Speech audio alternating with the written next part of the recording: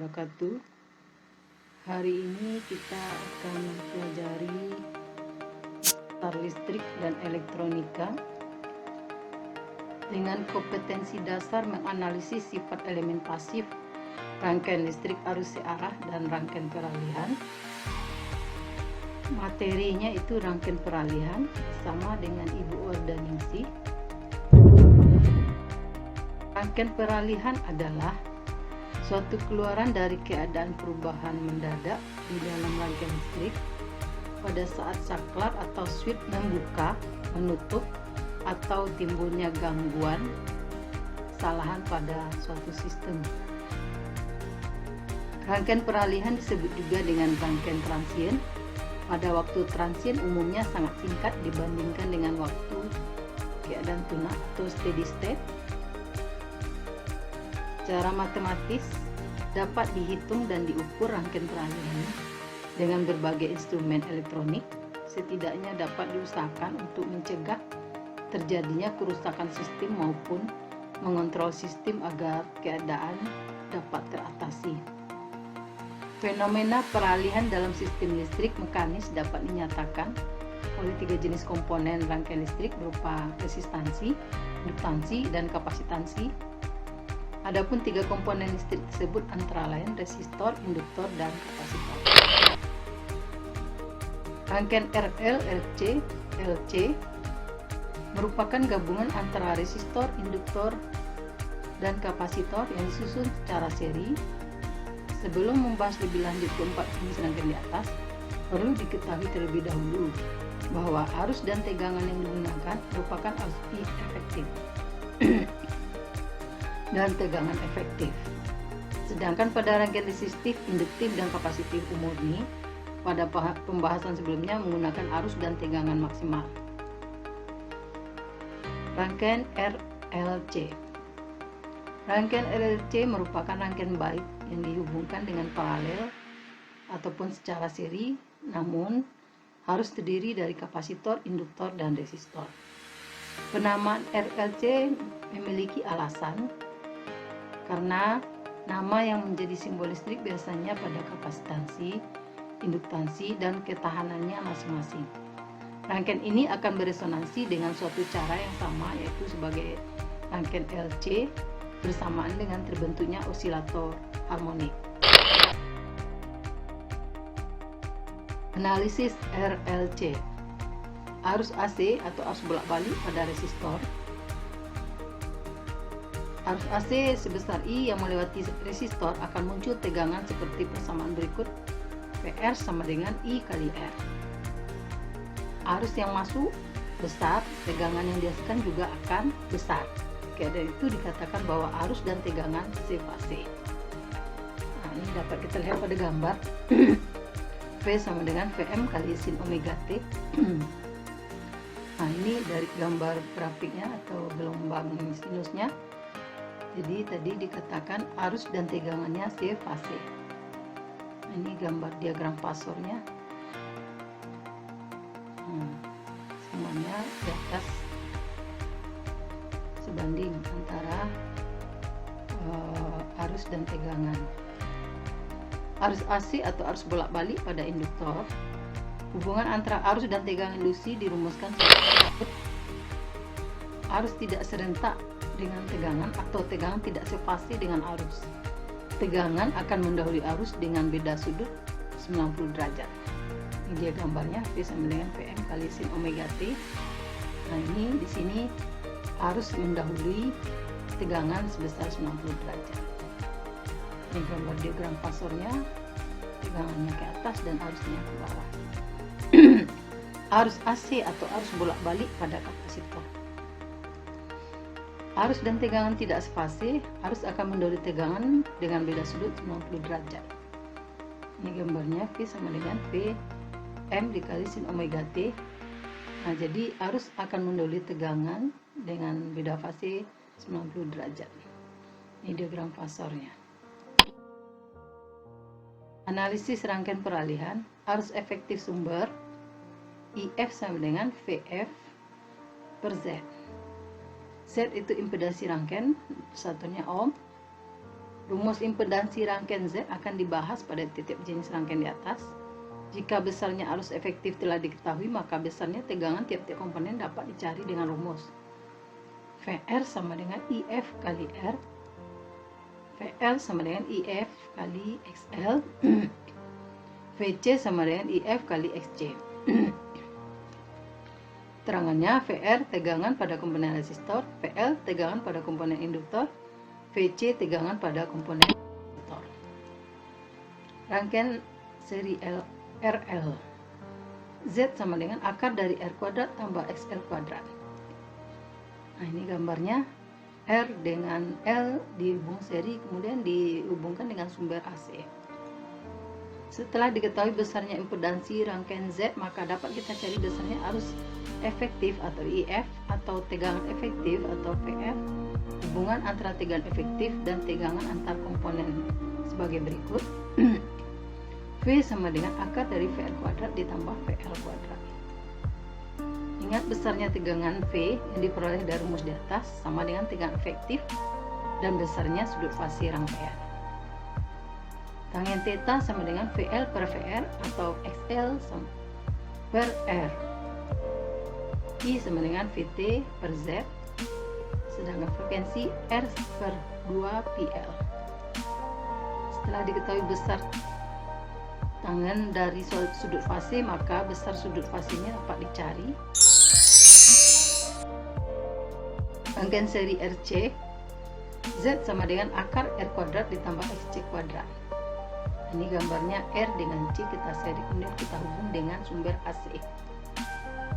Besarnya tegangan efektif, V sama dengan akar dari VR kuadrat ditambah VC kuadrat. Dan besarnya sudut fase rangkaian, tangen theta sama dengan VC per VR sama dengan SC per R. I sama dengan VT per Z, dan F sama dengan 1/2 pi RC. Rangkaian seri LC.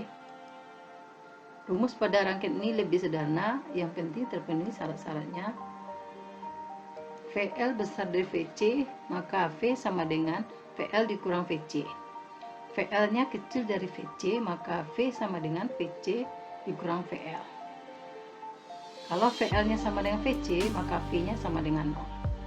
Dan besarnya impedansi rangkaian atau Z, XL besar dari XC, maka Z-nya sama dengan XL dikurang XC. Sedangkan kalau XL-nya kecil dari XC, maka Z-nya sama dengan XC dikurang XL. Kalau XL-nya sama dengan XC, maka Z-nya sama dengan 0. Jadi theta-nya sama dengan 90 atau 90 saja, 0 derajat. Negatif 90 derajat saja, dan 0 derajat. I sama dengan VT per Z, F sama frekuensi sama dengan 1/2 pi kali akar L dikali C. Ini gambarnya, kapasitor dengan induktor kita hubung seri, lalu kita hubung dengan sumber tegangan seri RLC. Rangkaian ini merupakan rangkaian terlengkap komponennya, yakni terdapat resistor, induktor, dan kapasitor. Sekaligus merupakan bentuk umum dari rumus-rumus dalam rangkaian yang dibahas sebelumnya. Artinya cukup menghafal dan memahami rumus-rumus dan rangkaiannya. Rumus pada ketiga jenis rangkaian dibahas sebelumnya menjadi lebih supaya Anda lebih paham dan tidak perlu dihafalkan. Impedansi rangkaian, Z sama dengan akar dari R kuadrat ditambah XL dikurang XC kuadrat. Tegangan efektifnya rangkaian, F sama dengan akar dari VR kuadrat ditambah VL dikurang VC dikuadratkan. Sudut fase rangkaian, tangen theta VL dikurang VC per VR sama dengan XL dikurang SC per RR. I sama dengan VT per Z. Frekuensi sama dengan 1/2 pi dikali akar kali L kali C. Ini gambarnya, rangkaian seri R, L, dan C dihubung, kemudian dihubung dengan sumber AC. Dari pembahasan dari persamaan di atas dapat disimpulkan bahwa rangkaian LC memiliki sifat jika XL-nya besar dari XC, rangkaian bersifat induktif, di mana arus tertinggal oleh tegangan dengan beda fase 90 derajat. Jika XL-nya kecil dari XC, rangkaian bersifat kapasitif, di mana arus mendahului tegangan dengan beda sudut fase 90 derajat. Jika XL-nya sama dengan SC, rangkaian bersifat resistif, di mana arus tertinggal oleh tekanan dengan beda sudut fase 0 derajat. Contoh soal 1. Ini diketahui R 8 ohm, L-nya ini 32 mH, ini penulisannya salah ya. Sebenarnya ini 32 mH, C-nya itu 800 mikrofarad, V-nya itu 120 volt per 125 radian per second. Ini omeganya ya. Tentukan arus maksimum dan sifat rangkaian tersebut. Nah, ini R-nya udah 8 ohm, nggak perlu kita rubah. L-nya kita rubah, 32 mH kita jadikan ke Henry, itu sama dengan 32 dikali 10 pangkat min 3 Henry. Kemudian kapasitornya itu 800 mikrofarad, kalau kita rubah ke farad itu 800 kali 10 pangkat min 6 farad. Nah, meganya 125 radian per second, kemudian volume tegangannya V-nya itu 120 volt. Ditanya arus maksimum dan sifat rangkaian.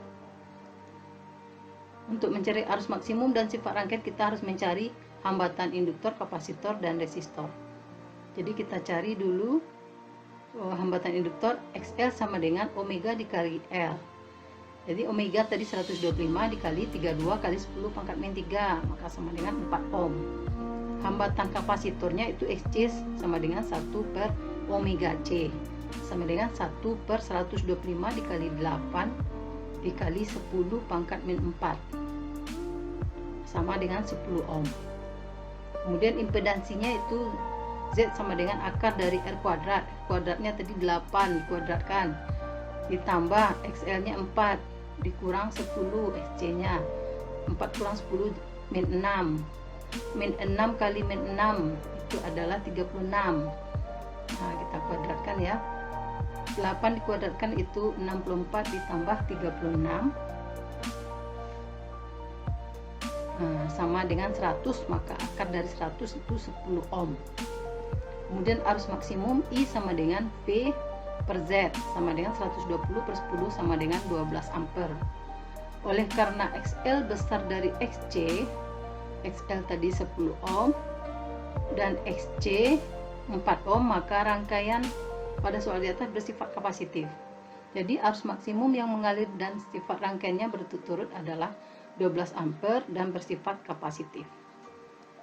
Latihan kamu kerjakan, ini latihan. Yang pertama itu soalnya R-nya 60 ohm, XL 120 ohm, dan XC 40 ohm.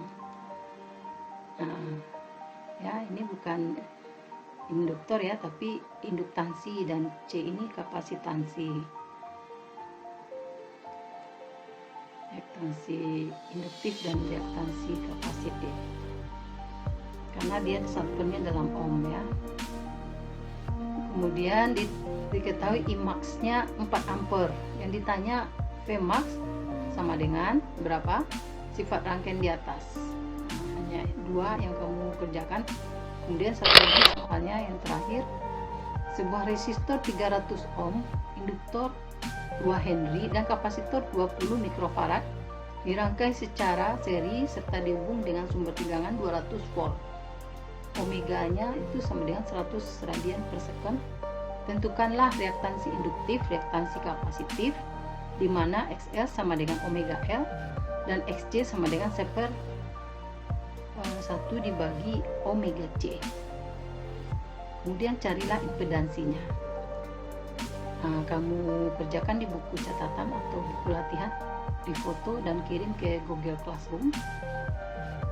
Selamat bekerja, semoga berhasil. Assalamualaikum warahmatullahi wabarakatuh.